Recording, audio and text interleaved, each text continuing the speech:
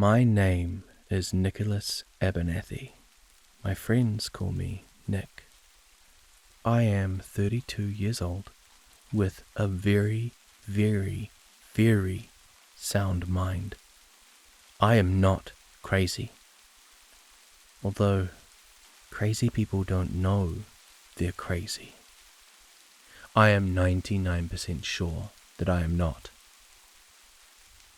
About a year ago, I lived at 253 Dead Man's Lane in a small town in Delaware. I can't remember the name, but that's where the story took place. There's a reason they call it Dead Man's Lane. I know that now. I don't live there anymore. I now reside at an undisclosed location due to the events that occurred at my previous residence. I don't want them to know where I am. I hope you understand. The town was a very small town. A one-stoplight town. A town so small that if you blinked while driving through, you'll miss the whole entire town, which was perfect for me. It was a welcomed escape from the hustle and bustle of city life, which was slowly draining me to a point of exhaustion. So when my boss at the time came to me and said that our company was downsizing and that I would be let go, I gladly took the severance package and moved on with my life. I grew up in a small town, so I was familiar with the quiet and simplicity that it offered, and I longed to go back there again. So, while sitting in my big city apartment, I grabbed my laptop and started to search. Small town living, houses for sale, and things of that sort. I came upon an old Victorian house built in 1859. It was beautiful, dark blue with grey trim, 2 floors, balcony, front porch, and a very small room at the top of the house with an octagon-shaped window in it. For some unknown reason, I've always wanted to live in such a house. So, this was like a dream come true. The price wasn't bad. Actually, was pretty good. Low, some might say. So, I called the number displayed in the ad and made arrangements with the older gentleman on the other end to come and view the house 3 days later. Upon arriving at the house, it looked just like the picture in the ad, except there was one small detail the ad did not say. The house was in the middle of a giant dirt field, all by itself. No trees or shrubbery around, just a dirt field.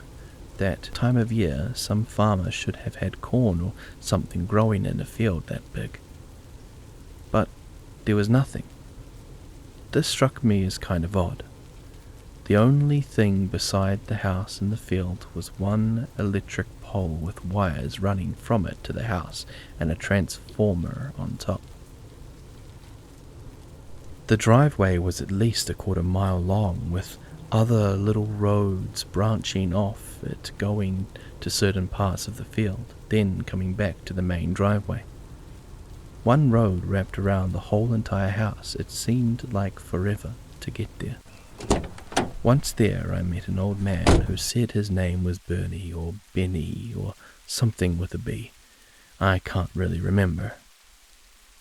He said that he was the owner of the house and that I could feel free to look around if I wanted. I asked if he was coming in. His face turned pale as he said, "Nah, I'll stay right here, thank you." Looking back at it now, that should have been a red flag. An owner that wouldn't go into their own home. Red flag alert, right? But I was naive, blew it off and entered the house alone. I expected it to be a little run down and dirty given the dirt fields that surrounded it, but to my surprise it was immaculately clean. Completely furnished and looking like something straight out of a magazine. I went through each room in total awe of its beauty, each room except the little room with the octagon window. I couldn't find a door or staircase leading to it. This, too, I found a little odd. And the basement. I've never been a big fan of basements, so I figured I'd go check it out at some point. I mean, what's the big deal? It's a basement. I met up with the old man outside and we discussed and agreed on a price. He informed me that everything in the house was included in the deal under one condition. No furniture could be removed from the home or moved to any other part of the home. Everything must stay exactly where it is. You may use any of the appliances, books, and things of that sort, but they must be returned exactly where they are now. You may add to it, but nothing can be removed. Given that all the furniture and such was from the Victorian era, I thought, why get rid of it, and agreed to his conditions. An agreement I would later regret. I'm gonna skip the part about going to the bank and financing and all of that crap. No one really cares about it anyway. Moving in day was exciting for me. I finally got the house of my dreams. I started a new job. I'm back to the quiet life.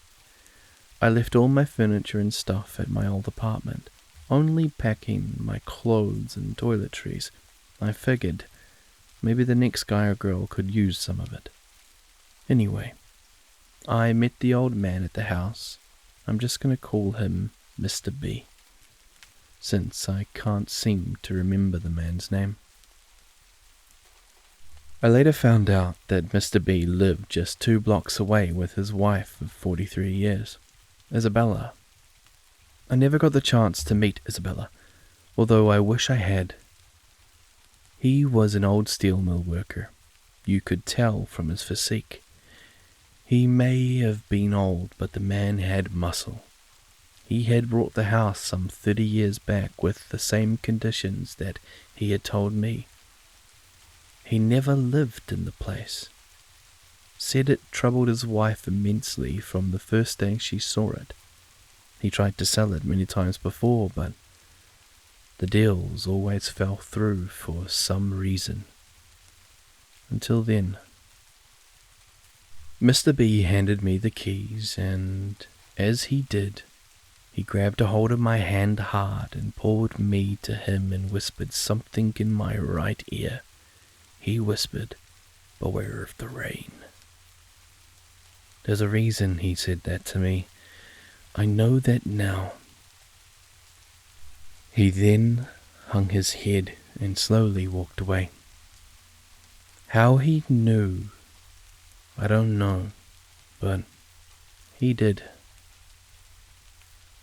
My first couple of weeks in my new house were rather uneventful. The weather was nice with a slight breeze. Even opened a couple of windows upstairs to get some airflow in there. I had asked the Mr. B about opening the windows. He said it was fine since they were part of the house and not possessions within the house, so I left them open for a few days. On my first night, since the place was fully furnished, I hung up my clothes, which took all of 20 minutes. I put my shampoos and such in the master bathroom, which was almost as big as my bedroom. Then went to the local grocery store for some food and drinks. I can't remember the name. It's not really important. I spent the rest of the time checking out each room one by one and seeing everything that the house had to offer. About a week or so later, I finally found the door that led to the little room with the octagon window. It was a secret door panel hidden in the closet of the room that I decided to make my bedroom. For some unknown strange reason, something told me to push the back of the closet. I did. The door swung open, revealing a spiral black metal staircase that led to said room. It was a very small room, about the size of a walk-in closet by today's standards. In said room was a very old desk positioned just under the octagon window and a stand-up lamp to its left. Old wood planks for walls as well as ceiling. The floor was what looked like to be brand new hardwood, so I decided to make it my office, the place I would do my writing, since it had a great view of the dirt field out the window. What better place to draw inspiration from? That's a joke, by the way. The rest of the house consisted of 5 bedrooms, a huge kitchen, a parlour, a living area, 3 bathrooms, a study, and a basement. Oh, the basement. I decided to check it out one night. I was bored and needed something to do. That was a bad idea. The basement was kind of creepy. I'm lying. It was really creepy. The door to the basement had little holes all along the edge, top, bottom, and right side of the door, like someone had nailed it shut at one point. The stairs leading down to the basement were old and rickety and would probably fall apart at any given moment, unlike the rest of the house that was immaculately clean. Like I noted in my previous passage, the basement, however, was not. There was dust and dirt and cobwebs everywhere. It had a strange odor that I did not know what it was at the time, but I do now. Along the far wall there was a series of 5 file cabinets covered in dust. Over to the right it looked like 2 metal surgical tables covered with white sheets. In the middle of these tables there was a small stand with a large glass container with tubes running out of it and some kind of pump machine behind it. All kinds of knives, gloves, and masks scattered all over the floor. It looked like no one had been down there for ages. I ran up the stairs as quickly as I could, shut the basement door, and never went down there again. What was that place? About a month or so went by. All this time I couldn't get what Mr. B whispered to me on the day I moved in out of my head. So every morning while drinking my coffee, I really miss coffee. Anyway, I would check the weather app on my phone to see the conditions for the day. On that day, it was going to be partially cloudy with a 60% chance of rain. Okay, maybe now we'll see what there is to be afraid of. Just like the app said, it started to rain at about 4 p.m. It didn't last long, but that's how it all started. I was in my office. The rain started to fall. Almost as soon as it did, I started to hear music.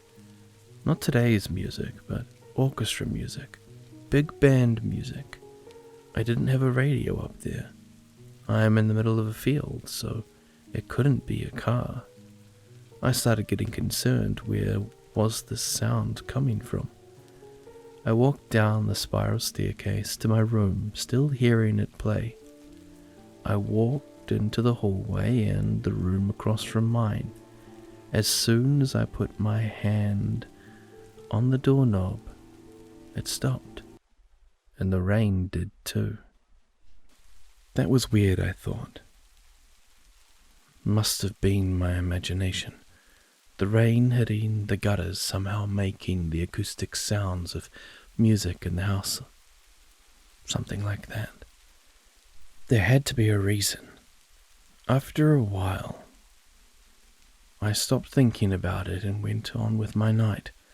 A few days later, I ran into Mr. B at the hardware store. I told him about what had happened. He didn't seem surprised. He just said, "I tried to tell you," and left. The day that changed my life forever happened about 2 weeks later. I was at work. I had taken an assistant manager position in a local department store. The pay wasn't as good as my previous job, but it wasn't as stressful either. During my shift, this guy came up to me out of nowhere and asked, "You own the old Bennett place out on Dead Man's Lane, don't you?" I was reluctant to answer, but I finally said, Yes, I do." He was a big guy, biker type, 50-ish, with long grey hair and tats. He said, "You're braver than I am. I wouldn't go near that place. Hope you found Jesus. You're gonna need him." The ride home that day was unsettling. Everything that had happened was starting to get to me. I was nervous to go home. After what that guy had said, what Mr. B had said, and the music thing, that weird basement, I was on edge. On edge so much that when I walked through the door, instead of placing my keys on the shelf by the door, I tossed my keys, hitting the small ceramic ballerina knick-knack off the shelf and breaking it. "Oh shit," I said out loud. Something has not only been moved but broken. There was no way to put it back. Then I heard it. A slow, growling sound like a wild animal coming from the basement door. Then from the kitchen. Then from upstairs. And then it was everywhere. I couldn't take it anymore. I grabbed my head and fell to my knees. Falling over into the fetal position, I started screaming, Stop, I'm sorry, please stop." It didn't stop. It got louder and louder. From the floor, I could see the basement door opening quickly, then slamming shut. All the doors were now doing it except the front door that remained closed for some reason. I felt a very cold breeze go right through my body. Every light in the house was turning on and off, on and off. I managed to get to my feet, running down the hallway towards the kitchen. The main floor bathroom door flung open, hitting me hard and knocking me backwards down the hallway. I lost my footing and fell to the floor. It must have hit my head, because the next thing I remember was waking up on the floor, hearing the sound of my doorbell buzzing over and over.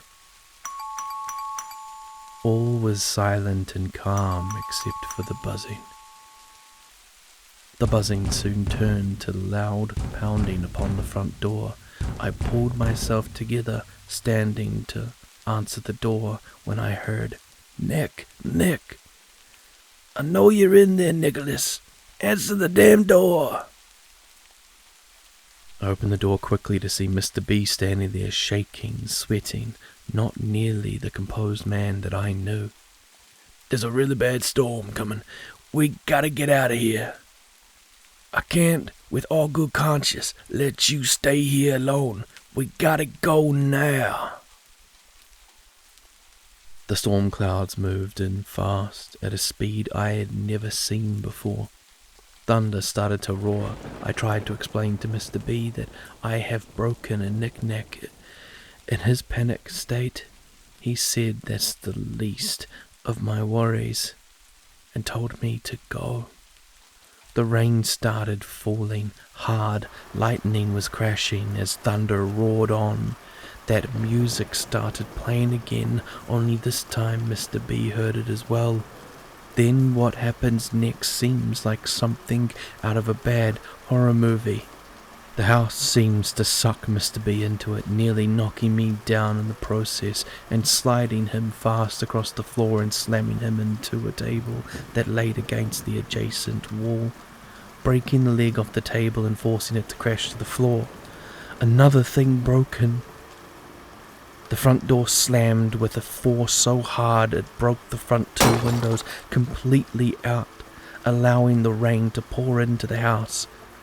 I quickly ran over to make sure that Mr. B was okay. "Son of a bitch! It's too late! We're never getting out of here now," Mr. B said angrily. The growling started again, only this time it seemed like it was right in front of us. I felt a real bad burning on my left arm. Lifting my sleeve to see what it was, I saw 3 scratch marks with blood dripping from the third. Mr. B grabbed hold of his neck. After lifting his hand, I noticed the same 3 scratches, only this time all of them were bleeding. Bleeding bad. The house is coming alive. "Upstairs!" he screamed. "We must get upstairs!" The lightning bolt hit the electric pole outside, causing the house to go black. Now in total darkness, hearing that music, hearing that growling, and both of us bleeding, I quickly pulled out my phone and turned on the light to see. Mr. B's phone was broken in the crash. I turned on my light only to notice the cellar door slowly opening by itself, the growling getting louder and what appeared to be a black mass of goo pouring from the basement door and heading in our direction fast. I screamed, "Look out," and grabbed Mr. B by the arm and pulled him out of the way, barely escaping the goo. We ran frantically up the stairs. What should have been 20 to 25 steps seemed more like 30 to 40. "This house is alive," I heard Mr. B yell. We finally reached the top. I shone my light down the hallway of doors that was the second floor. The hallway seemed to be much longer than I remembered, with extra doors that I had never seen before. The walls were expanding and contracting like the house was breathing. There was a red substance resembling blood. It could have been, for all I know, oozing from the ceiling down to the walls. My bedroom was at the end of the hallway. Mr. B and I made a run for the last door on the left, my bedroom. We ran, and just as the red goo was about to hit the floor, I arrived at my bedroom door, grabbing the knob and opening it up quickly, looking back, hoping to see Mr. B right behind me. But unfortunately, he was not. Shining my light down the hallway, I could see that he was about a quarter of the way from the door, running as fast as he could, but getting nowhere. It was like he was running on a treadmill. The red substance oozed down on the floor and quickly made a beeline straight for Mr. B. I screamed, "Give me your hand!" I stretched my hand out as far as I could. Mr. B extended his, but it was too late. The red substance reached his shoes. Mr. B screamed in agony as the substance began to burn him. The smell of burning flesh filled the hallway as more of the substance reached him. Mr. B ignited into flames. I can still hear his screams in my head. I only lasted a few seconds, then it was gone. And so was my friend. Mr. B was gone. I quickly ran into my room. From out of my bedroom window I could see what appeared to be flames. When the lightning hit the pole, it must have caused the transformer to catch fire, igniting the house as well. The outside of the house was burning, but not the inside, and the rain wasn't stopping it. What the hell is this place? I asked myself. Shining my light back into the room, I could see shadows in the shape of people appearing in the wall, some short, some tall, and then the voices started. I heard a woman, "I'm so cold." A little girl, "Mommy." An old man, "Help me." I ran quickly up to my office, the only place left to go. From out of the window I could see the rain pouring down, lightning bolts lighting up the skies. The voices continued. Down below I could see that the rain had fallen so hard and fast that it was washing away all of the dirt from the field, exposing skeletal remains all around the house. Then it hit me. Oh my God, this was not a house. This was an old funeral home building that was built on cemetery grounds. They must have removed the headstones and left only the bodies. That would explain everything. In shock, I stepped backwards, my back hitting the wall and sliding down into a sitting position. My phone had fallen to the floor. The light just so happened to be shining on the doorway to the room. I mumbled to myself, I didn't know. Out of the corner of my eye, I could see a black mass of shapes. They were all in the shape of people crawling through the doorway and over to me. Shrieking a horrible sound, it reached out its hand like tongs, trying to choke me. Totally exhausted, I put my hands over my eyes and screamed as the shadows engulfed the room. Somebody somewhere must have seen the flames and called the fire department.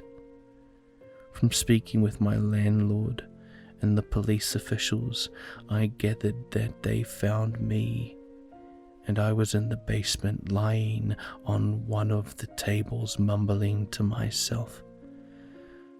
I don't recall any of that. Mr. B's body was never recovered. From what I've heard, the house is still standing, only minor fire damage. I don't see how that's possible, but knowing what I know now about that place, I kind of believe it.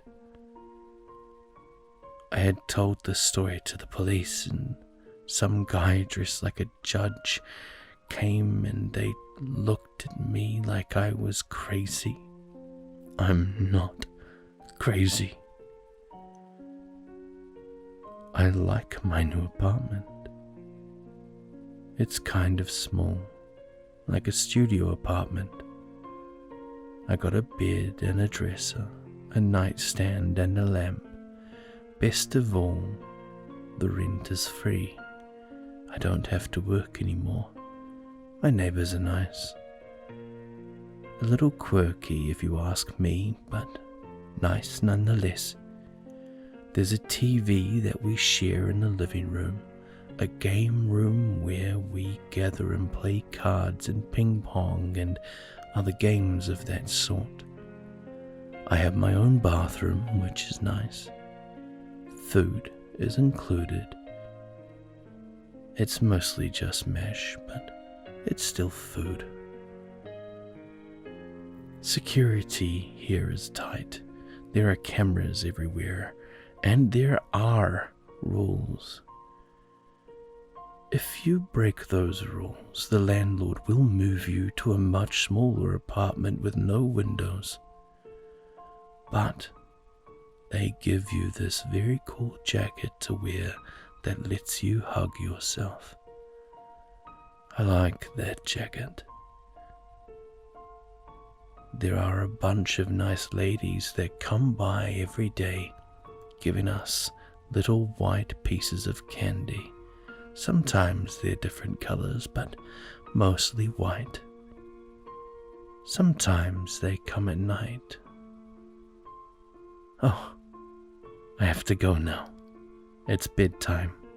I'm excited. Tomorrow, we go outside. Good night. Kia ora aku hoa. Grim here. For those of you who don't know, I come from New Zealand, and in New Zealand we speak 3 major languages. One is English, one is New Zealand Sign Language, and the other is Maori. Because of this, and only 2 out of 3 of those can be implemented in my videos. I've decided that I will implement some Māori greetings at the start of my end introductions. So, kia ora means hello. Aku hoa means my friends. So, kia ora aku hoa. Now that I've gotten that little bit of news out of the way, I think I should introduce you to this story. This was the remastered version of My New Apartment, written by the user MPZ198, or Mikey's Mind from Reddit. This was the first story I was ever given permission to read when I started my channel. It did pretty well, actually. I think it hit off with a good couple hundred viewers, which was awesome, especially because at the time I only had about 10 to 15 subscribers. So, I mean, it was a good start. The quality was absolutely freaking awful. And because of that, and because of how amazing these stories are, I'm going to go through my catalogue, and any that I have had bad recordings of, I'm going to redo and upload them. Now, I don't plan to do this every week. It may be once a month or once every couple of weeks that I upload one of these remastered versions, just because I really want to do the author's work credit and give it the treatment that it deserves. So I hope that you can get behind this with me and come along and listen to these stories, and they're much better telling. But hey, I'm going to cut this short. I'm not going to drag myself out here for very long. As always, be safe wherever you are. Have yourself a good night and day. And this is Grim. And I'm signing off.